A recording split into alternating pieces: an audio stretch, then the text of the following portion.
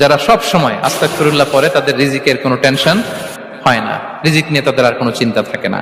আল্লাহ নবী নূহ আলাইহিস সালাম তিনি ওনার জাতিগোষ্ঠীকে বলেছিলেন, ফাকুলতু আস্তাগফিরু রাব্বাকুম ইন্নাহু কানা গাফফারা, তোমরা বেশি বেশি ইস্তেগফার পড়ো, তিনি ক্ষমাশীল।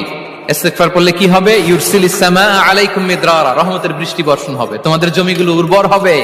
ওয়া ইউমদিদুকুম বিআমওয়ালি ওয়া বানিন, আল্লাহ তাআলা তোমাদেরকে সম্পদে বারাকা দিবেন, সন্তানে বারাকা দিবেন। ওয়া ইয়াজআল লাকুম জান্নাতিন ওয়া ইয়াজআল লাকুম আনহারা, তোমাদের ফসল ক্ষেতগুলো সবুজ শ্যামল হয়ে ভরপুর হবে, তোমাদের রিজিকে বারাকা নেমে আসবে।